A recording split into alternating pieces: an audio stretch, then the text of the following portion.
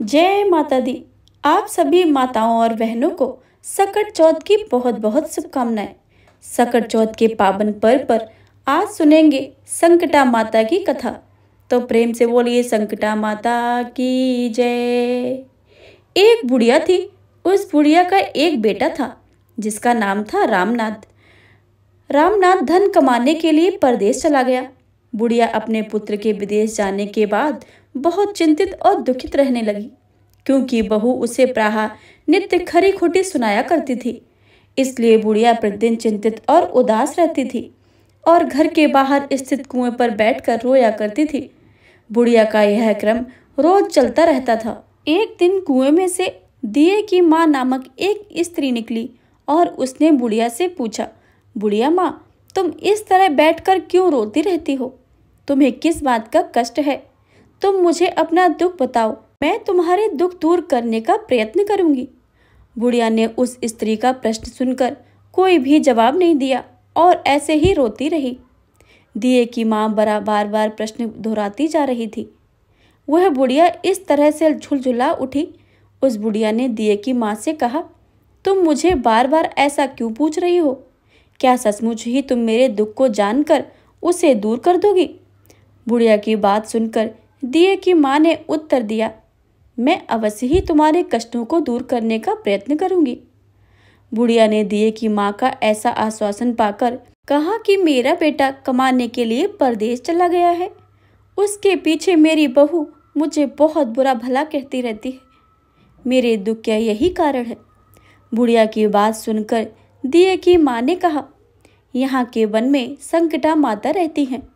तुम अपना दुख उनसे सुनाकर कष्ट से छुटकारा पाने के लिए प्रार्थना करो। माँ बहुत दयालु हैं, दुखियों के प्रति बहुत सहानुभूति रखती हैं। निसंतानों को संतान, निर्धनों को धनवान, निर्बल को बलवान और अभागे को भाग्यवान बनाती हैं। उनकी कृपा से सौभाग्यवती स्त्रियों को सौभाग्य अचल रखता है। कुंवारी कन्याओं को अपने इच्छित वर मिल जाता है। रोगी अपने रोग से मुक्त हो जाते हैं। इसके अलावा जो भी मनोकामना हो वह पूरी करने के लिए माँ से विनती करो। इसमें कोई संदेह नहीं है कि माँ उसकी हमेशा ही सुनती हैं। दिए की माँ से ऐसी विलक्षण बात को सुनकर बुढ़िया संकटा माता के पास गई और उनके चरणों पर गिरकर विलाप करने लगी। संकटा माता ने बड़े ही दयालु होकर बुढ़िया से पूछा, बुढ़िया, तुम किस कारण इतने दुख से बार बार रोती रहती हो? बुढ़िया ने कहा कि हे माता, आप तो सब कुछ जानती हो, आपसे तो कुछ छिपा ही नहीं है। आप मेरे दुख का कोई दूर करने का आश्वासन दें तो मैं अपने दुखद गाथा आपको भी सुनाऊं। बुढ़िया की बात सुनकर संकटा माता ने कहा, मुझे पहले अपने दुख का बताओ। दुखियों का दूर करना ही मेरा काम है। संकटा माता के ऐसे कहने पर बुढ़िया ने कहा, हे माता, मेरा लड़का परदेश चला गया है। उसके घर में ना रहने से मेरी बहू मुझे बहुत तरह तरह को सुनाया करती है। उसकी बातें मुझसे सहन नहीं होती हैं। इसी कारण मैं परेशान होकर बार बार रोया करती हूँ। बुढ़िया की इस दर्द भरी कथा को सुनकर संकटा माता ने कहा कि तुम घर जाकर मेरे लिए मन्नत मांगो, मेरी पूजा करो। इससे तुम्हारा लड़का सकुशल घर वापस आ जाएगा। मेरी पूजा के दिन सुहागन स्त्रियों को आमंत्रित करके उन्हें भोजन कराना। ऐसा करने से तुम्हारा लड़का अवश्य ही तुम्हारे पास आ जाएगा। संकटा माता के कहे अनुसार उस बुढ़िया ने मनौती मानकर पूजा की और सुहागन स्त्रियों को भोजन के लिए आमंत्रित किया। परंतु विचित्र बात यह थी कि जब बुढ़िया ने स्त्रियों के लिए लड्डू बनाना शुरू किए तो उसमें 7 की जगह 8 लड्डू बन गए। इस बात से बुढ़िया बहुत ही असमंजस में पड़ गई थी कि ऐसा होने का क्या कारण है। कहीं मुझसे गिनने में गलती तो नहीं हो रही है, अथवा अपने आप लड्डू बन जाने का कोई अन्य कारण है। उसी समय संकटा माता एक वृद्ध स्त्री के रूप में बुढ़िया के सामने प्रकट हुई और बुढ़िया से पूछा, क्यों बुढ़िया, आज तुम्हारे यहाँ कोई उत्सव है क्या?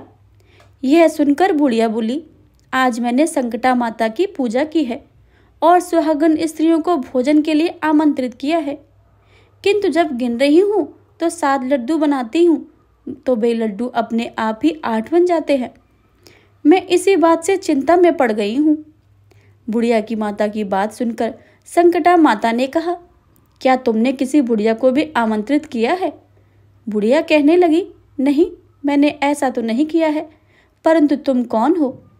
संकटा माता ने कहा कि मैं बुढ़िया हूँ, मुझे ही आमंत्रित कर लो। ऐसा सुनकर बुढ़िया ने उस बुढ़िया रूपी धारी संकटा माता को भोजन कराने के लिए आमंत्रित कर लिया। इसके बाद बुढ़िया के घर पर सभी आमंत्रित सुहागनें आ पहुंची और बुढ़िया ने सबको लड्डू तथा अन्न मिठाई आदि का भोजन कराया। इससे संकटा माता उस बुढ़िया पे बहुत प्रसन्न हुई और माता की कृपा से उस बुढ़िया के बेटे के मन में अपनी माता और पत्नी से मिलने की इच्छा उत्पन्न हुई और वह अपने घर के लिए चल दिया। कुछ दिन बीतने के बाद बुढ़िया संकटा माता की पूजा करके सुहागनों को भोजन करा ही रही थी कि किसी ने उसके लड़के के आने की सूचना दी, लेकिन बुढ़िया अपने काम में लगी रही। उसने कहा, लड़के को बैठने दो, मैं सुहागने को जिमाकर अभी आती हूँ। लड़के की बहू ने पति के आने का समाचार सुना।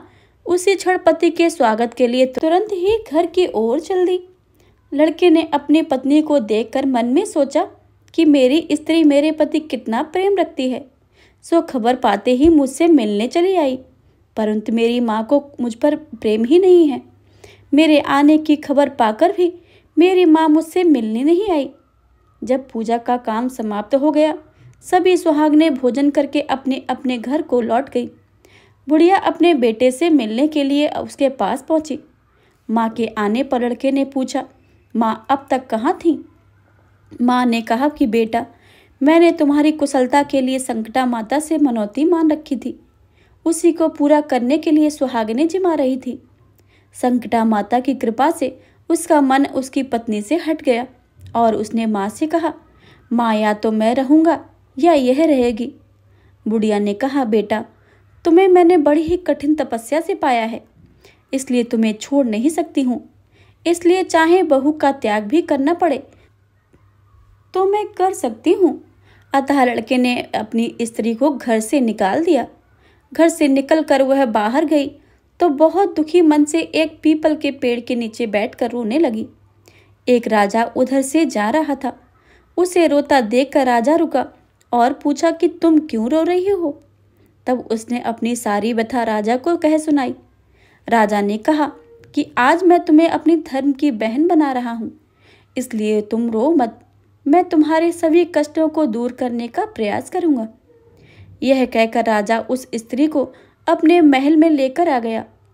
महल जाकर राजा ने रानी को सारी कथा सुनाई और रानी को कहा कि देखो, आज से मेरी यह धर्म बहन है, मैं इसी महल में रहेगी और इसको किसी प्रकार के भी कोई कष्ट नहीं होनी चाहिए। राजा के यहाँ पहुंचकर कुछ दिन के बाद धर्म से प्रेरित होकर रामनाथ की स्त्री ने भी संकटा माता का व्रत आरंभ किया और संकटा माता के निमित्त सुहागनों को भोजन कराने के लिए आमंत्रित किया। उसने रानी को भी आमंत्रित किया। जब सभी सुहागनें लड्डू खाने लगी तो रानी ने कहा कि मुझे तो रबड़ी मलाई और स्वादिष्ट मिष्ठान ही हजम होते हैं, यह पत्थर के समान लड्डू कैसे हजम होगा?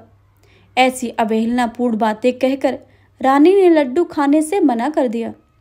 कुछ समय के बाद संकटा माता की कृपा से रामनाथ अपनी पत्नी को खोजते हुए महल में आया और वहां आकर अपनी पत्नी को संकटा माता की पूजा करते हुए देखा तो संकटा माता को हाथ जोड़कर प्रणाम किया और अपनी पत्नी से कहा, हे प्रिय, मेरे अपराधों को क्षमा करो।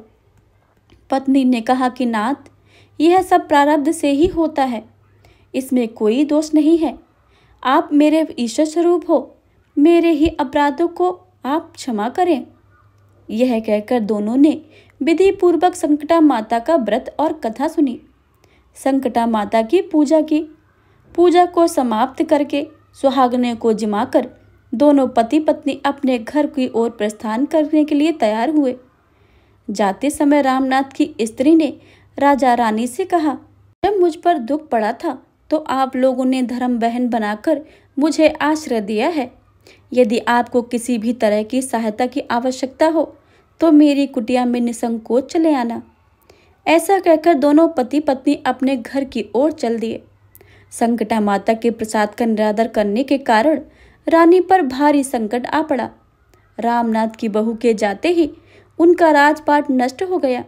ऐसी विपत्ति में पड़कर रानी ने राजा से कहा, ना मालूम तुम्हारी धर्म की बहन कैसी थी, उसके यहाँ जाते ही सब कुछ नष्ट हो गया है। रानी ने राजा से कहा कि जाते समय वह कह गई थी कि जब मेरे पर संकट पड़ा था तब मैं तुम्हारे यहाँ आई थी, और कदाचित तुम्हारे ऊपर कोई भी संकट पड़े तो तुम मेरे घर चली आना, इसलिए हम लोगों को भी उसके यहाँ ही चलना चाहिए। ऐसा विचार करके राजा रानी दोनों ही अपने धर्म के बहन के घर आ गए। वहाँ जाकर रानी ने कहा, बहन तुम्हारे जाते ही ऐसा क्यों हो गया है? ये हमारी सारी संपत्ति नष्ट हो गई है, हम लोग बहुत परेशानी में पड़ गए हैं। रानी की बातों को सुनकर रामनाथ की स्त्री ने कहा, बहन मैं तो कुछ नहीं जानती, मेरी तो सब करता धरता संकटा माता ही है, इसके अतिरिक्त दूसरा कोई नहीं है। इसलिए मेरी राय से तुम संकटा माता से अपने भूलों के लिए क्षमा याचना करो। उन्हें की मान मनौती से तुम्हारा काम बन जाएगा, तुम्हारे सारे बिगड़े काम और आप सुधर जाएंगे। रामनाथ की स्त्री की बातें सुनकर रानी ने श्रद्धा से भक्ति से संकटा माता का व्रत किया और सुहागनों को जिमाकर अनजाने में हुई अपनी सब भूलों के लिए संकटा माता से बार बार क्षमा मांगी।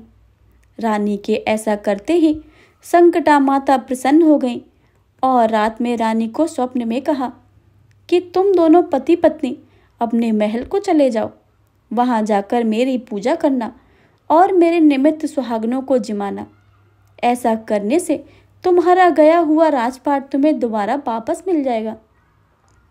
सुबह होते ही रानी ने अपने स्वप्न की बात राजा को बताई। रानी की बातों को सुनकर राजा उसी क्षण रानी को साथ लेकर अपने महल की ओर चल दिया। महल में आने के बाद राजा रानी ने संकटा माता के कहे अनुसार पूर्ण भक्ति भाव से संकटा माता की पूजा की और सुहागनों को भोजन कराया। ऐसा करने से उनका बिगड़ा हुआ सारा काम सुधर गया और सारा राजपाट उन्हें वापस मिल गया और वह पहले की तरह राज को भोगने लगे। तो प्रेम से बोलिए संकटा माता की जय।